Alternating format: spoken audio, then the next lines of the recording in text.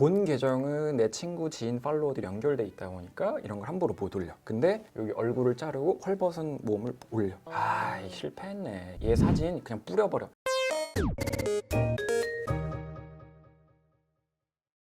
안녕하세요. 한솔 어린이 보육재단 배주아입니다. 오늘 이시훈 강사님 또 오셨습니다. 네, 반갑습니다. 와이미 대표 강사 이시훈입니다.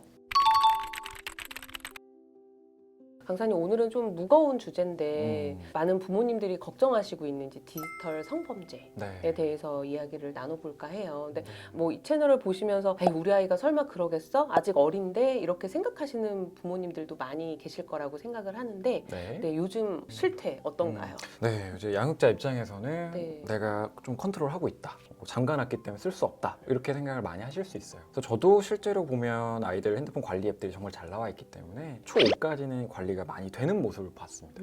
근데 초5, 6 넘어가면 뚫기 시작합니다. 애들이요? 네, 막는 자와 뚫는 자. 누가 이길까요? 뚫는 자가 이기겠죠. 네, 늘 그랬듯 네. 정답을 찾더라고요. 그래서 우리 아이가 디지털 성범죄의 피해자가 될 수도 있고 어버버하다가 가해자가 될 수도 있고 과도한 성 표현이나 왜곡된 성 정보에 노출될 수 있기 때문에 디지털 네이티브 세대, 알파 세대라고 불리는 우리 아이들에게 예방적 차원에서의 교육은 너무 필요한 것 같고, 제가 현장에서 보이는 모습이 이런 거예요. 패밀리링크, 모바일 펜스, 엑스키퍼, 스크린 타임으로 엄마가 다 막아놨어요. 그렇지만 전 뚫었습니다.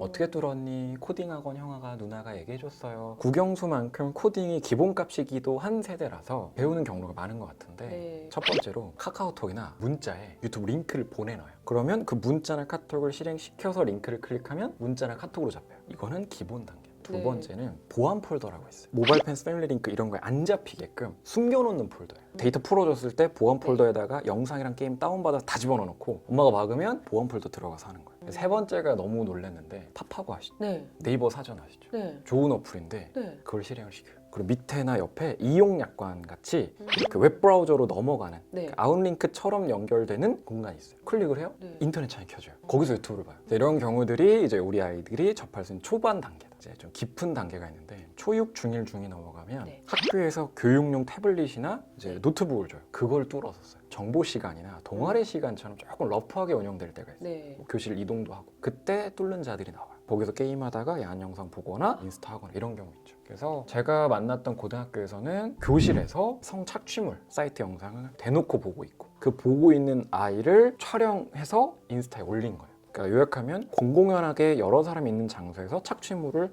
틀은 것이고, 그걸 인스타에 올렸다 통신 매체를 타고 유포된 경우가 될 수 있죠. 그래서 네. 이런 경우에 대한 확실한 예방적 차원이 필요한 것 같습니다.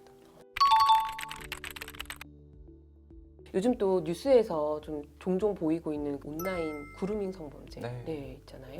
많죠. 네, 특히 이제 여학생들이 좀 타겟이 되는 경우들이 있어서 네. 네, 이런 것들을 이제 아이들에게 좀 미리 어떻게 얘기를 해야 될까요? 네, 앞서 말씀드린 그 의도치 않게 혹은 또래들이 네. 쓰는 뚫는 방법을 알려줘서 미디어를 뭐 여러 가지 경로로 알게 된다. 그거는 이제 적당히 봐 이렇게 조절하는 거야라고 설명할 수 있지만, 그루밍 성범죄, 그러니까 몸캠 피싱, 로맨스 스캠 여러 가지 범죄에 노출된 것도 다른 영역이잖아요. 네. 그래서 스스로 알아서 해가 잘 안 될 수 있기 때문에 네. 확실하게 교육이 필요한 것 같고, 제가 실제로 접했던 그루밍 성범죄 케이스가 너무 많아요. 아들의 경우에는 네. 게임하다가 채팅으로 친해진 네. 친구가 있다. 거기서 친해질 수는 있는데 네. 그 아이들한테 오빠 게임 되게 잘한다, 목소리 멋있다, 우리 카톡 할래? 꼭 다른 메신저로 이동하자고 조금 꼬드겨서 자꾸 이게 그루밍 하는 거죠. 칭찬으로 유도해서 우리 혼자 있으니까 서로 몸 보여주자, 내가 가슴 보여줄게, 오빠도 성기 보여줘, 이렇게 몸 사진을 보내라고 유도하고 네. 이걸 뿌리겠다고 협박하는 케이스가 되게 많죠. 그리고 제가 담당했던 그 딸, 이 경우는 이 여자아이가 인스타그램에 부계정을 파서 자기 벗은 몸을 올리고 있었어요. 본 계정은 내 친구, 지인, 팔로워들이 연결돼 있다 보니까 이런 걸 함부로 못 올려. 근데 여기 얼굴을 자르고 헐벗은 몸을 올려. 왜 그랬니? 어쩌다가 이렇게까지 갔어? 이유가 있었을 것 같아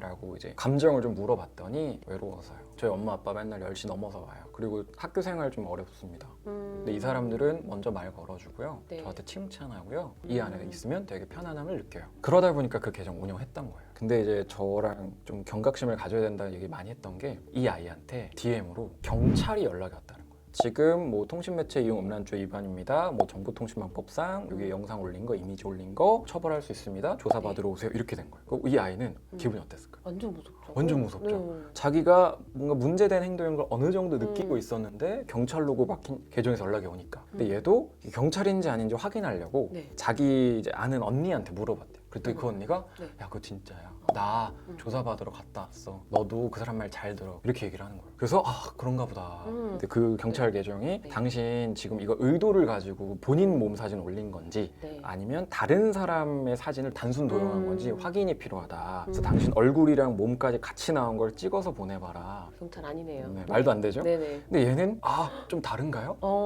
도용인 거랑 제 몸인 거랑 달라요? 그럼 다르지. 네 몸이면 처벌이 약하고 도용이면 단순한 행동이어도 처벌이 세. 이렇게 하는 거가 안 된다고.